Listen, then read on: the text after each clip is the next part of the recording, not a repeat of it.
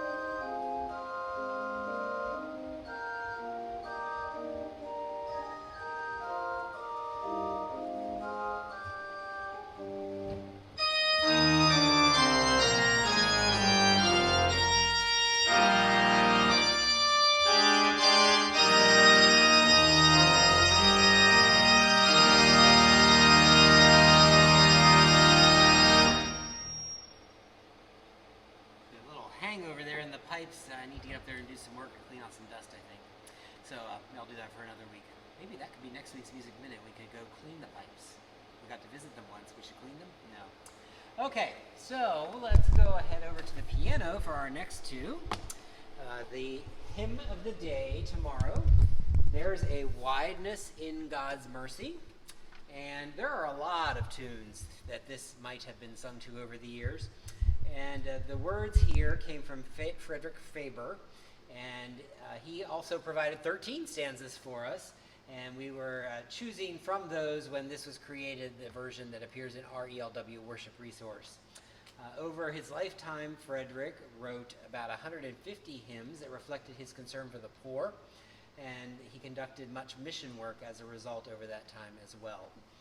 The tune is another one of those anonymous origin tunes, and the tune is actually related to Holy Manna, which is another of the hymns in our hymnal which we sang over the recent weeks. And you'll probably hear that echoed in there a little bit. This tune is not one we've frequently sung here at Epiphany, so we welcome the opportunity tomorrow to embrace that and hear something a little bit new. It's not too bad to sing. The version that you're going to hear on the piano is a little bit more rollicking than what we'll sing tomorrow. So this is There's a Wideness in God's Mercy.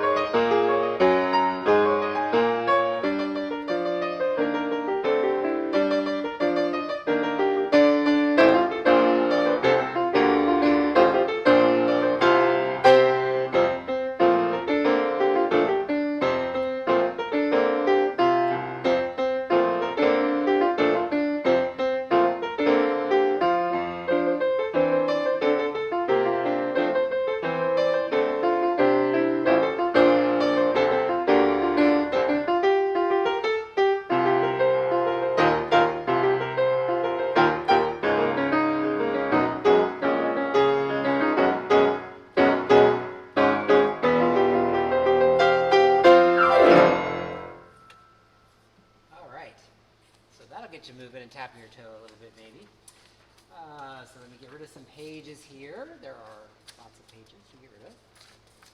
And our final sending hymn tomorrow will be On Our Way Rejoicing.